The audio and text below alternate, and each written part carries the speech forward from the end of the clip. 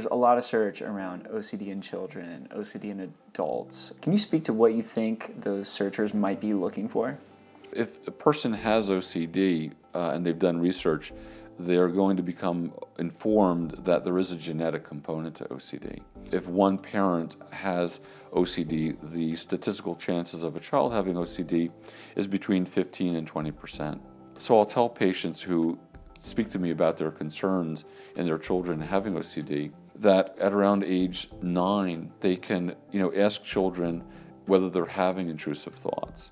And the reason I say at age 9 is because children basically from age 3 to age 7 often exhibit a lot of behavior that looks like OCD, but actually is just kind of quirky childhood efforts to keep their world organized and secure.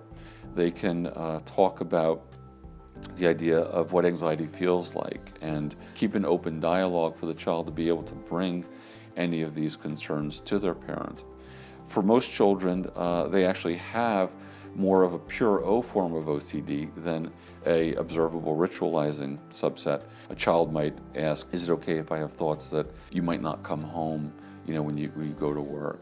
What would you say to the industry at whole, the practitioners, the media, with respect to where you'd like to see the conversation about OCD in 5 or 10 years? I'd like people to be aware that OCD is just an anxiety disorder. I'd like people to be aware that it's a very treatable condition.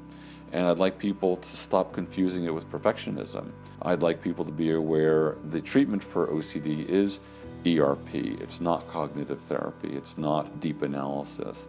And I'd like people to be aware that our brain, the machine, is a very separate entity from our own unique identity. And our brain, the machine, is capable of regulating acid supply when we digest food.